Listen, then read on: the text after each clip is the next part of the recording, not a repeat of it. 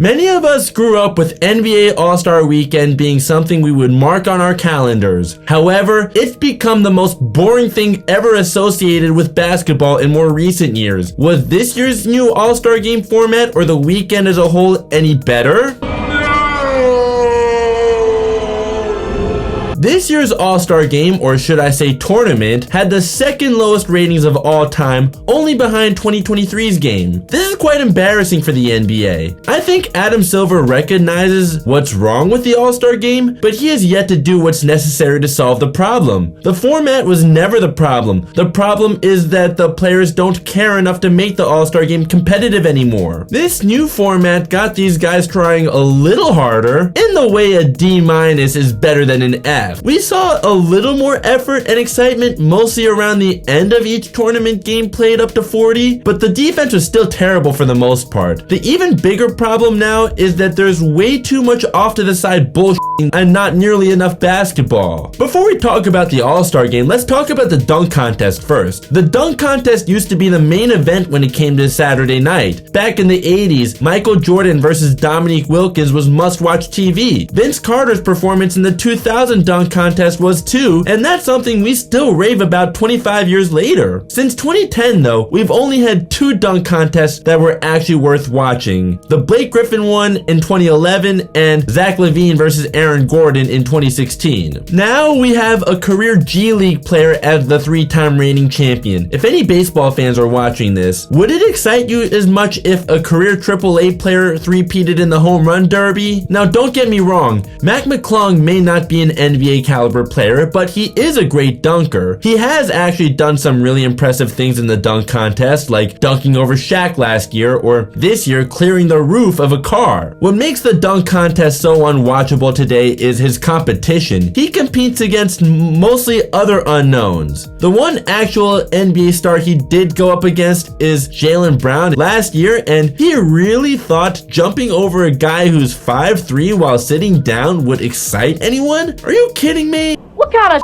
is that? This year, Andre Jackson, okay, he has started most of the games he's played this year, but he's not even averaging 4 points per game. There's nothing that makes him appealing to this contest, and how many dunks did he have to miss before he had to settle for the most basic dunk? Even when Matas Buzelis had what I thought was a great idea of dunking off a made basket, he couldn't execute it. There's no reason not to bring in someone who actually can. At least Stephon Castle wasn't so bad, but Matas Buzelis and Andre Jackson, just terrible. We need the John Morants or the Anthony Edwards of this world to participate. I don't care if they're more game dunkers than dunk contest dunkers. Their names alone make the dunk contest a lot more appealing. At least John Morant is talking about it, and it got Giannis in on it. I just hope they're not teasing us like LeBron used to do before we just said forget about it with him being in the dunk contest. Sure, not everyone who's ever participated in or even won the dunk contest was an all-star, and in baseball, not every home run derby contestant or even winner was selected as an all-star in the respective years they participated in or won. At least the home run derby winners we've seen that didn't make the all-star game the year they won it are recognizable names and are guys we know are more than capable of smoking the ball though. The NBA, plenty of role players have participated in and won the dunk contest. Those guys were still somewhat decent NBA players though, and would not have been guys no one knows about if it weren't for the dunk contest. Aaron Gordon has chimed in with John Morant and Giannis on X, and even 9 years after he thrilled us in the dunk contest, he can definitely still put on a better show than some of these guys we're seeing today. Or when Kobe won the dunk contest, he may have been a rookie coming off the bench at the time, but people knew he would become great eventually, he just wasn't there yet. Or when Giannis participated in the dunk contest, he wasn't anything close to who he is today, but he was at least an NBA caliber player. He started 71 games out of the 81 he played in for a 500 team that year. Now for the actual All-Star Game, or games. We had a new formula this year, and it may have somewhat solved the problem of guys not being competitive, but not completely. Now there's a new problem that's just as bad, if not worse. There was actual basketball being played for only 33 minutes and 41 seconds. The other 2 hours and 26 6 minutes were breaks and commercials. The pregame show already took 48 minutes. Then we got a lot more talking than actual basketball for the whole 2 hours. Adam Silver wants the game to be more serious, right? Why bring in Kevin Hart to talk this much when you want guys being serious? You're bringing in one of the most unserious people on the planet, a literal comedian, to do this much talking at an event where you want guys to be more serious? Not to mention, he wasn't even funny for most of the night. If having a talk show is what you want to do, just say it. And if that really is what you want to do, does anyone actually want to tune into a 2.5 hour talk show?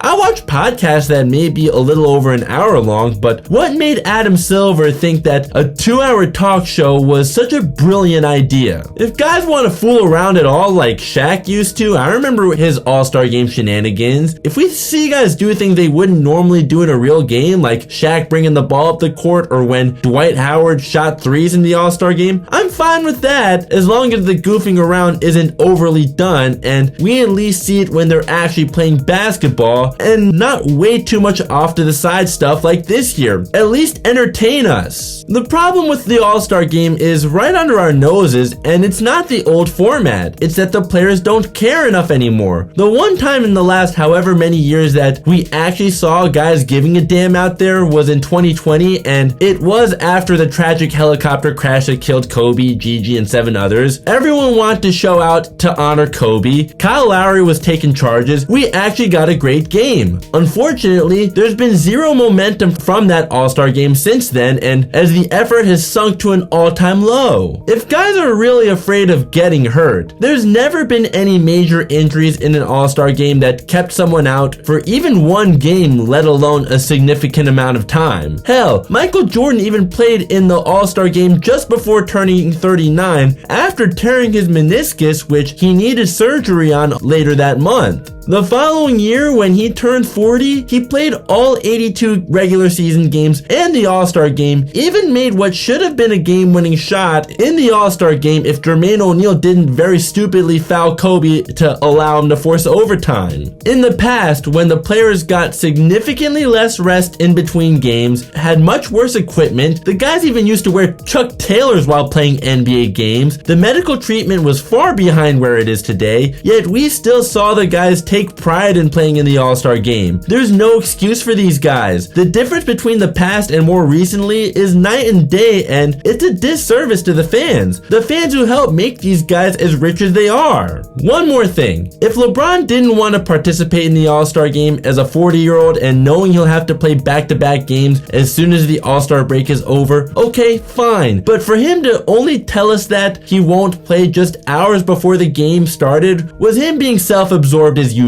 You could have given your spot to someone like Norman Powell, but no one has time to fly to San Francisco just hours before the game like that. Whether LeBron plays or not though, his presence does make a difference as someone who's as accomplished and as popular as he is. We're always being told that it's his foot or his ankle that's bothering him, but the way he can still move makes it so obvious that it's just load management. I think the old format is the best format. You know what I think should be done to get these guys to try harder? Make the All-Star Game determine home court advantage in the finals. Major League Baseball used to do that. For the NBA though, going forward, I'd say if there's maybe a 5-game gap or less between the teams playing in the finals win-loss record, if it's something like last year's finals where the Celtics were 64-18 while the Mavericks were 50-32, okay, maybe not, but 2022 when it was a 2-game difference between the Warriors and Celtics, why not? Here's another idea. If a team ever scores 200 points again like last year, find each player from the team that gave up that many points and use that money as a partial refund for the fans in attendance. And one more thing, if you don't want to play in the All-Star Game to be fresh for the second half, that's fine, but make that decision by Friday night before the All-Star Game on Sunday so you can give that spot to someone who was also deserving, but there just weren't enough spots for them to initially make it. If you really want to continue with with this format, I really think there shouldn't be a target score. Just make it 12-minute games. That way, we won't see what we saw when the Rising Stars were playing against Shaq's OGs. The OGs started chucking threes to get to 40 when they were at 37, and it was annoying to watch. Or if you really want to have the target score, make it 50 so we get a little more basketball. Regardless of the format, let's please not waste nearly as much time in between games as you did this year. It's unbelievable to me that Adam Silver thought that much time in between the games was a brilliant idea. Make it 3 minutes in between max. Or also, bring some of the old rules like allowing hand checking and get rid of freedom of movement for the real games. Even when guys actually did give some effort in the All-Star game in the past, they weren't playing like it's Game 7 of the NBA Finals, nor should they. They probably gave around 70% of what they would normally give. Defense has been lacking in actual games that matter for a long time, so put more emphasis on defense in the real games that actually matter, and we might see slightly more effort in the All-Star games going forward too. The sad truth is that this year's All-Star game in terms of effort was better than in the recent past, but only because it couldn't get worse. Those are my thoughts on All-Star Weekend. What would you fix if you're the commissioner?